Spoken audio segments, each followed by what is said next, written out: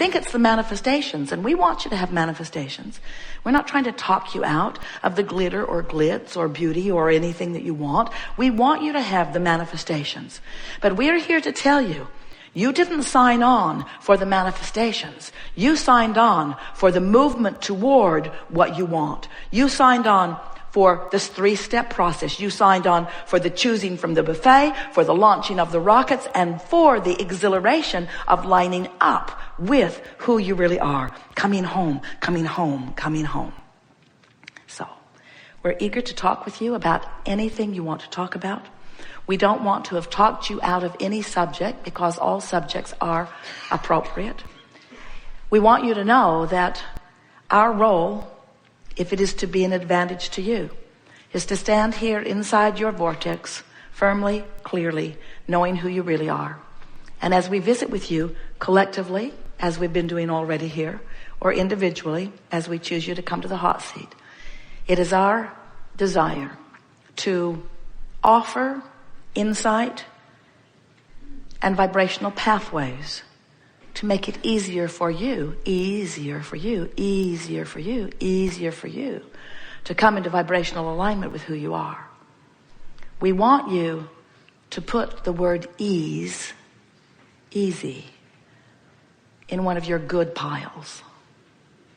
Because there are a lot of people who believe that ease means lazy. And we want you to know that ease means leverage. Ease means alignment. Ease means lining up with the power and the energy and the resources of who you are. Now, there are a lot of people, in fact, most everybody you know, spends most of their time outside the vortex. They don't know about vibration. They don't know what their emotions mean. They want to be positive, and they try. They make some effort to be, but they're not really managing their vibrational flow very well. So most people are outside the vortex most of the time. And then they gather together in groups, on the internet, or just in neighborhoods. Law of attraction sort of brings them in their similarities together. And they come up with conclusions about how they and everybody else should live life. Laws are made from that group. In other words, they are the ones that decide. They sort out the good piles from the bad piles, and they decide what's the right way of life and what's the wrong way of life. And we will acknowledge that among those outside the vortex efforters, that it is evident when someone is trying and when someone isn't. They have diplomas. They have better paying jobs in many cases. They live in nicer houses in many cases. You can tell which ones are trying and which ones aren't in that out of the vortex group. But friends, it's the out of the vortex group. It's like being king of the molehill. It's the out of the vortex group. In other words, the masters come from in the vortex. Your clarity, your inspiration, your creations, your inventions, your wonderful new ideas, your zest for life comes from the inside the vortex group, you see. So we're not wanting to make you feel bad when you're out of the vortex, because certainly it adds to the step one experience. We just want you to get this into perspective and realize that next time you find yourself really digging in and trying hard, that you're working against yourself, and you might want to just chill for a while and remember who you are. Maybe listen to some meditation. Maybe count your breathing. Maybe get in sync with some music. Maybe bask a little. Maybe do something that is pleasing. Maybe do anything or everything that you can think of to release the tension that is holding you outside the vortex. And it is our promise to you that once you are aware of the existence of this vortex, and once you are aware of your guidance system, which lets you know where you are in proximity to it, and once your mantra, once your motto, once what really matters to you is, today, no matter where I'm going, no matter what I'm doing, no matter who I'm doing it with, it is my dominant intent to look for what I'm wanting to see. I'm agreeably oriented. I am appreciatively oriented. I comment on things that I appreciate. And when I feel an impulse to criticize, I sit on it. I don't go with it. I don't make more of it. I don't amplify it with words. I don't amplify it with groups. I don't comment on it. I no longer am trying, efforting myself into a better place. I'm practicing the art of allowing. Because I've now discovered that my inner being is in my vortex and calling me home, calling me toward all that I've become. And if I am even hanging around in the vicinity of hopefulness, my vortex calls me in on a really regular basis. And once you start living more of your life from inside the vortex, you'll have more insight. You'll have better timing. You'll feel better. Your sense of humor will be keener. Your sense of intelligence will be keener. You'll think of things, those to-do lists. You won't have to drag them around. You'll be at the grocery store and you'll remember what you want. You'll be moving through life and the right thing at the right time will occur to you. You'll be tuned in, tapped in, not to a memory bank, not to a to-do list in your head, but you'll be tapped into the vibrational equivalent of all that you have become. Who knows who you really are in relationship to who and where you are at all times, in all moments of all days. Talk about a concierge. Talk about an impulse giver. It's like walking through life with somebody who not only knows who you are, but loves who you are, who is constantly hinting and opening doors and orchestrating circumstances and events in order to allow you to be all that you can be. Hesitating just at the right moment so that you're not in the elevator with that person, but you are in the elevator with that person. Finding yourself hesitating in traffic just right so that it opens for you so that you can make your lane shift. In other words, there are so many things that many of you might call inconsequential or insignificant that just make the flow of life so remarkable. When you live life from inside the vortex, you're living life as you intended. Because you are a powerful creator who said, I'll go forth, I'll choose from the buffet, I'll identify what I want, and I'll line up with it. And I'll do it again and again and again and again, because lining up with who I am is the zest of life that I've always been looking for. So, what do you think it is that makes it feel compelling to poke around at that problem in a sort of explanatory manner? See this? I don't like it. I don't like it at all. I really don't like it. It's not enough to just say, no thanks. No, thank you. I'm not the only one who doesn't like it. We hear you say.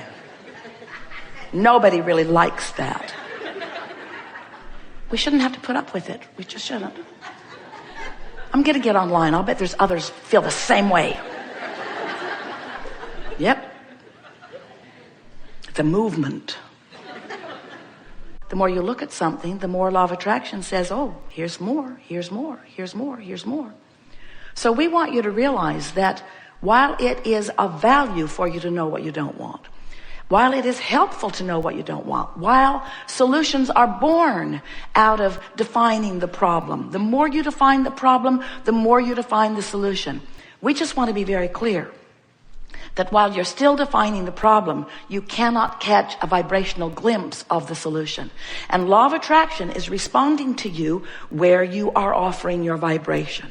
And there are a lot of people who think that just by saying positive words or by saying it in a positive way, that's enough, that law of attraction should now take them at their word. And we say, law of attraction does not take you at your word. Law of attraction takes you at your vibration.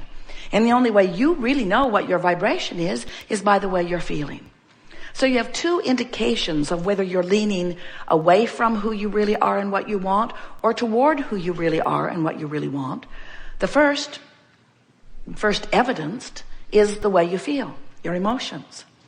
But many of you have become so determined and strong and valiant and vigilant and hardy and determined that you can withstand a whopping amount of negative emotion. Those who were here when you got here sort of trained you that way. Quit your crying. Quit your crying, they said. Keep a stiff upper lip. The world doesn't revolve around you. It really does. It really does. Your world exactly revolves around you. And if you're keeping a stiff upper lip in the face of something unwanted and not doing anything about changing your focus until the tension goes away, you cannot be a vibrational match to the solution. That's what that tension that you feel is. That's your indication that you're not in the vicinity of who you really are and what you really want. You were source energy before you came into these bodies. Do you know that? You don't remember it. Do you know that? You don't remember it. Do you know that? You sort of have to take our word for it, but do you know that? You don't remember that. You were source energy. You don't remember that because you came forth wanting new exposure to new experience, but you don't remember what was before you were in this physical body. But you don't have to remember that because the larger part of you is still there, and that larger part of you is still emanating strong signals to you, so you don't have to remember it, you can feel it. You can feel the vibration of who you came from, but better stated, who you have become. Because as you came forth from this source energy, a part of your consciousness, into this physical body, as you explore here, knowing what you don't want and therefore knowing what you do want, every time you emanate that rocket of preference, the inner being part of you becomes it, absorbs it, amends who you are, becomes the fuller version of who you are as a result of this most recent exposure to life. So you can tell all day, every day, in every moment that you are conscious or awake or aware. You can tell whether you are vibrationally in the vicinity of who you are. You feel contentment, satisfaction, ease and flow, love and passion, exhilaration. In other words, you feel fabulous when you're tuned in to the energy of who you really are. And the less close to that frequency you are, the worse you feel. The more you feel frustration, or lethargy, or anger, or fear, or depression. In other words, the emotional guidance scale really indicates one thing and one thing only, but it's a big thing. It indicates your relationship with who you really are. Now, many people, at first, when they hear us say that, think, I don't know, Abraham, I've always pretty much known who I am, and I'm in this body. I was little, now I'm big.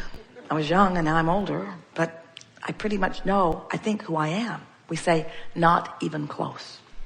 Most humans have no real sense of who you are.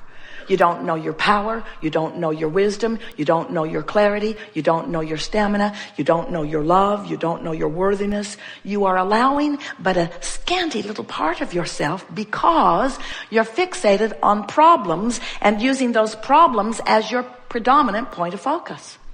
Most people offer most of their vibration, which, it's so important because your vibration equals your point of attraction. What you're putting out is what you're getting back. Most people offer the majority of their vibrational output because of something that they are observing. But they're not very particular about what they observe. Do you ever watch television? If you do, you are bombarded by unwanted stuff. And it comes at you much faster than you can sort, sift, decide, and pivot. Much faster, much faster. So you just hear it and hear it and hear it and hear it and hear it and hear it, hear it and respond, hear it and respond, hear it and respond, hear it and respond, hear it, respond, hear it, respond. And you let that television train your frequency into unwanted territory, and then you wonder why the things that are in your vortex, the things you really want, don't come to you in the way we profess that they should come. What's wrong with me, you say?